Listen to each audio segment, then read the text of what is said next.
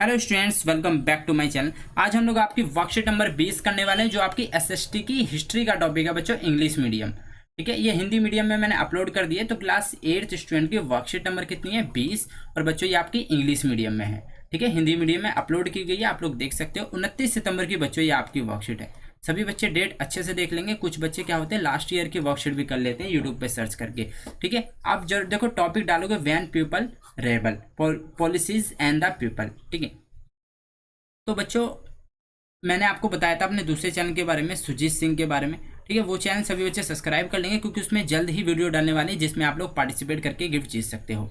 Nawabs loss their power, नवाबों की छिनती, मतलब छिनती सत्ता मान सकते हो, पावर। ठीक है, हिंदी में कहते हैं since the mid 18th century, 18वीं 8 400 400 400 ये नंबर सभी बच्चे याद कर लें। चाहे आपका मैथ का डाउट हो, फिजिक्स का डाउट हो, केमिस्ट्री, बायोलॉजी, किसी भी सब्जेक्ट का डाउट हो, उसका क्वेश्चन जानने के लिए, तुरंत सॉल्यूशन पाने के लिए व्हाट्सएप पे मैसेज करें 8 400 400 400 पे, नंबर को ऐड करें और क्वेश्चन का फ़ोटो खींचें, फिर उसे क्रॉप करें। क्रॉप करने के बाद इस नंबर पे सेंड करें। तुरंत 6 सेकंड में आपको सॉल्यूशन मिलेगा। क्लास 6 से लेकर 12 IIT, NEET, CBSE board and any other board के कोई भी डाउट जानने के लिए 8 400 400 400 डाउट नट ऐप को डाउनलोड करें और तुरंत इसका सॉल्यूशन। शताब्दी के मध्य nawab and raja had seen their power eroded, उनसे क्या था, उनकी जो पावर थी बच्चों छीनने लगी थी। ठीक है, residence has been stationed in many court, the freedom of rulers reduced, their arm force disband and their revenue and territories taken away in stages. इसमें क्या कहा जा रहा है कि जो उनके रेजिडेंस थे, जैसे जिसमें वो लोग रहते थे, जो क्या थे एक तरीके से, मतलब उन्हें वो कर दिया था, हैज बीन स्टेशन, मतलब तैनात कर दिया था। ठीक है, हर तरफ से। और उनकी जो फ्रीडम थी वो रिड्यूस कर दी थी, उनसे छीन ली थी। एंड उनकी जो फोर्सेस थी, उनकी सेनाओं को भी डिसबैंड कर दिया था, मतलब भंग कर दिया था। एंड उनके जो वसूल थे, उनके जो अधिकार थे, उनके revenues and territory taken away in the stage, उनको क्या कर दिया था बच्चों, छीने जा रहे थे धीरे धीरे। ठीक है, अब देखो many ruling family tried to negotiate with the company to protect their interest. कुछ थे, कुछ दो क्या थे आपके, देखिए इसमें दिया जा रहा है कि बहुत सारे जो आपके शासक कुछ थे, वो क्या कर रहे थे कि उनके उनके नेगोशिएट कर रहे थे, एक तरीके से उनकी रक्षा कर रहे थे, प्रोटेक्ट कर रहे थे। ठीक है, for the example Rani Lakshmibai of Jhansi. ठीक है, जो रानी लक्ष्मीबाई थी झांसी की, वो क्या चाह रही थी, वो अपने हर अडॉप्टेड सन, अपने गोद लिए हुए सन को क्या कर रही थी, वो राजा बनाना चाहती थी। ठीक है, अपनी हस्बैंड के डेथ के बाद। Nana Saheb the adoptee of son of Peshwa. ठीक है, जो आपका नाना साहेब जो थे पेशवा बाजीराव के सन थे, वो क्या था, वो मांग कर रहे थे किस चीज़ की, पेंशन की। उनके जो पेशवा बाजीराव थे, उनके मरने के बाद जो पेंशन है वो किसको मिले, नाना साहब को मिले, वो ये मांग कर रहे थे। ठीक है, अब देखो however the company confident of its superiority and military power turn down this place. पर देखो क्या हुआ, उन्होंने क्या किया, जो उनके सैनिक थे, उनके मिलिट्री पावर्स थी, उन्होंने क्या किया, उनको मना कर दिया उस चीज़ को, मतलब उन्होंने ठुकरा दिया। फिर अब क्या हुआ, 1801 में बच्चों क्या हुआ, a subsidiary alliance was imposed on Awadh, and in 1956 it was taken over. Governor General Dalhousie declared that the territory was being misgoverned and British rule was needed to ensure proper administration। इसमें कहा जा रहा है कि देखिए, जो आपका 1801 में जो एक क्या निकाला था, सबसिडियरी अलायंस निकाला था एक तरीके से। ठीक है, उसमें क्या कहा गया था, जो 1856 में जो आपके 1856 में जो आपके वो थे, ठीक है, अंग्रेजी जो थे, एक तरीके से जो ब्रिटिश थे, उनको क्या कहा गया था, उन्होंने किसको अपने कब्जे में ले लिया था, अवध को।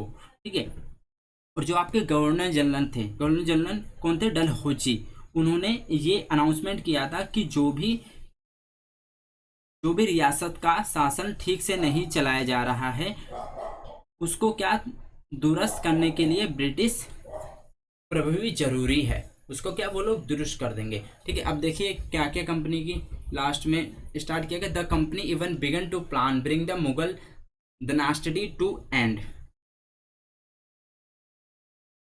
ठीक है बच्चों, अब देखिए इसमें आपको क्या कहा जा रहा है कि कंपनियों के जो कंपनी जो थी उनके जो मुगल्स थे उनको खत्म करने के लिए उन्होंने क्या क्या एक स्ट्रेटेजी बनाई, क्या क्या उन्होंने प्लान्स बनाए। ठीक है, तो सबसे पहले क्या किया, नाम of the Mughal king was remove from the coins minted by company. जो उनका नाम था किस पे, सिक्कों पे, वहां से उनको हटा दिया था मुगल बादशाह का नाम। ठीक है, इन 1849 में गवर्नर जनरल डलहौजी ने अनाउंस कर दिया था आफ्टर किसकी, बहादुर शाह जो थे उनकी डेथ के बाद आफ्टर कर दिया था कि the family of king would be shifted out to the red court. उन्हें क्या, कहाँ पे शिफ्ट कर दिया जाएगा, रेड कोर्ट से कहाँ पे, अनदर प्लेस दिल्ली, दिल्ली के किसी जगह पे। और 1856 में उन्होंने क्या बोल दिया, governor general Canning decide to Bahadur Shah Zafar would be the last Mughal king. वो क्या है, लास्ट वहां के राजा है मुगल के। After his that none of his decision to would be recognise as a king just call plan princes. ठीक है, उसके बाद उनका वहां का कोई राजा नहीं होगा, वो सिर्फ लास्ट राजा थे। ठीक है, द पीसेंट एंड सेपोइज। ठीक है, अब देखो पीसेंट आपको पता ही है कि इसमें किसान और सिपाही की बात की जा रही है। तो इंडियन सेपोइज, देखिए इसका मैं पूरा आपको बता देता हूँ एक्चुअल में हुआ क्या था।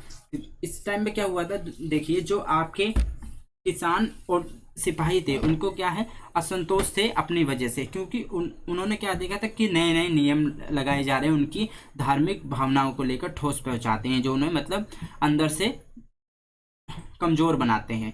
ठीक है, उस जमाने में क्या होता था, बहुत सारे लोग समुद्र पार नहीं जाना चाहते थे, क्योंकि उन्हें लगता था अगर वो समुद्र पार जाएंगे तो उनका धर्म या फिर जाति भ्रष्ट हो जाएगी। लेकिन 1924 में क्या हुआ, 1824 में, 1924 नहीं 1824 में कुछ सिपाही थे, उन्होंने लड़ने के लिए समुद्र के रास्ते जाने का उन्हें आदेश मिल गया कि वो इस समुद्र के रास्ते से जा सकते हैं।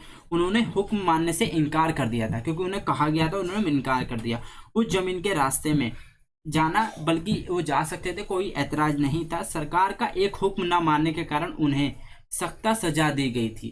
ठीक है बच्चों, क्या कौन सी सजा दी गई, उन्हें सख्त सजा। फिर उन्होंने सिपाही गांव के हालात में भी परेशान हुए थे, बहुत सारे सिपाही खुद किसान थे, वे अपने परिवार गांव में छोड़कर आए थे। ठीक है, लिहाजा किसान गुस्सा जल्दी ही सिपाहियों में भी फैल गया था। अब देखो रेस्पॉन्स टू रिफॉर्म्स, उसमें सुधार की क्या प्रक्रिया, क्या क्या क्या नीति अपनाई थी सुधार की। Response to reform, the company ने क्या, allow Christian missionaries to function freely its domain and even land और प्रॉपर्टी। जो ईसाई धर्म था उन्होंने क्या किया था कि खुलकर काम करने और यहाँ तक कि जमीन व संपत्ति जुटाने की भी छूट दे दी थी ईसाइयों को। सती प्रथा को रोकने के लिए, ठीक है, इसमें कहा जा रहा है laws were pass to the stop practice of sati and encourage the remarriage of widows. इन्होंने क्या किया था, जो आपकी सती प्रथा होती है, ठीक है, उसको क्या रोक दिया था और विधवा विवाह को बढ़ावा देने के लिए कानून बनाए थे। ठीक है, जो विधवा है वो दोबारा मैरिज कर सकती हैं। 1850 में a new law was pass which allowed to Indian who had converted Christianity inherited property of his ancestors. उन्होंने बताया था कि देखिए इंग्लिश लैंग्वेज को भी एक प्रोमोटेड किया गया था उस टाइम पे कि इंग्लिश लैंग्वेज बोली जानी चाहिए, क्योंकि पहले के लोग बच्चों नहीं बोलते थे। जो अगर आप 18 में जाओगे तो वहाँ के लोग इंग्लिश लैंग्वेज नहीं बोलते, तो उसको भी बढ़ावा दिया गया। लास्ट में कहा जा रहा है कि आपका 1815 में क्या हुआ, एक लॉ पास किया गया जिसमें कहा था, जिसमें ये कहा गया कि अगर कोई भारतीय व्यक्ति है वो ईसाई धर्म अगर अपना रहा है, क्रिश्चियनिटी अपना रहा है, तो पुरखों की संपत्ति उसे क्या अधिकार, मतलब उसका अधिकार रहेगा अपने पूर्वज के एंसेस्टर की जमीन पर, प्रॉपर्टी पर। ठीक है बच्चों, अब देखिए many Indians began to feel the British were destroying their religion. अब देखो बहुत सारे इंडियन समझ गए थे कि ब्रिटिश क्या है, वो उनके रिलीजन को डिस्ट्रॉय करते जा रहे हैं, their social costume and there traditional way of life, उनके जीने के तरीकों को बेकार करते जा रहे हैं। अब देखो हम इसका क्वेश्चन आंसर करेंगे। फर्स्ट में पूछा है why was the freedom of local rulers getting reduce. ठीक है, तो आपका फर्स्ट का आंसर बच्चों इसमें ही दिया गया है। सभी बच्चे पहले क्वेश्चन फर्स्ट उतारेंगे, मैं इसका आंसर आपको हैंड टू हैंड बताऊंगा।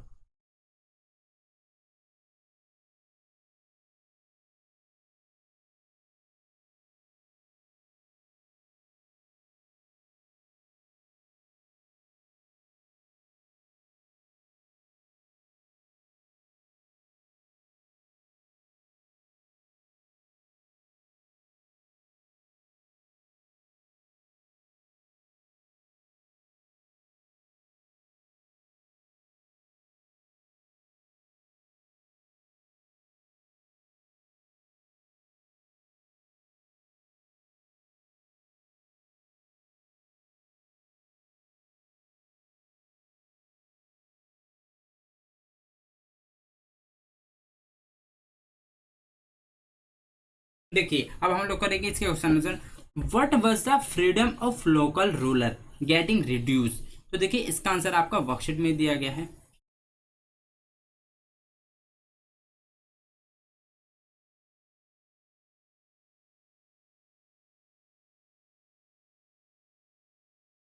देखिए अब यहाँ यहीं पे दिया गया, मैं एक बार पहले रफ कर देता हूँ फिर आपको बताता हूँ इसका आंसर।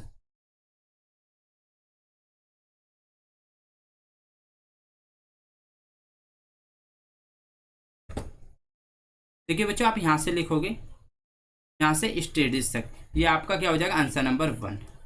ठीक है बच्चों, अब चलते हैं सेकंड पे, मैं अंडरलाइन भी कर देता हूँ।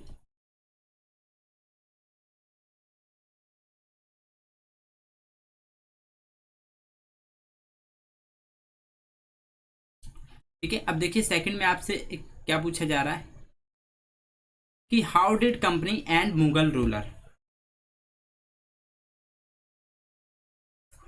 ठीक है, तो उन्होंने देखो क्या क्या शर्तें लगाई थी कि कोई दोबारा राजा नहीं बनेगा, तो वो सब हमें इसमें लिखना पड़ेगा। ठीक है, तो इसमें हमने पैराग्राफ में सारी चीजें पढ़ी है। ठीक है बच्चों, इसमें से आप सारा मत लिखना, मैं आपको बता रहा हूँ कितना लिखना है। ठीक है, पूरा यही आंसर दिया गया आपका सेकंड में, आप यहाँ से लिखोगे। ठीक है, यहाँ से तो आपको ये पॉइंट लिखना है, ये लिखना है, ये भी बच्चों आपको पूरा नहीं, आप इतना लिख लीजिए। ठीक है, यहाँ से आप यहाँ तक लिख लेंगे बच्चों। ठीक है, ये आपका आंसर नंबर 2 हो जाएगा। अब चलते हैं नेक्स्ट, आपका नेक्स्ट दिया गया है थर्ड।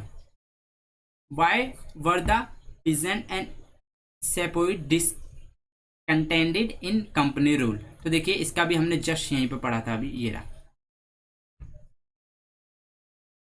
ठीक है बच्चों, तो आप देखिए इसमें आप 2 लिखेंगे।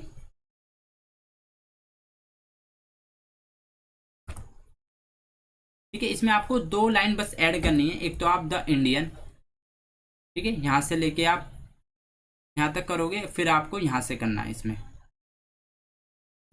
ठीक है, यहाँ से यहाँ तक।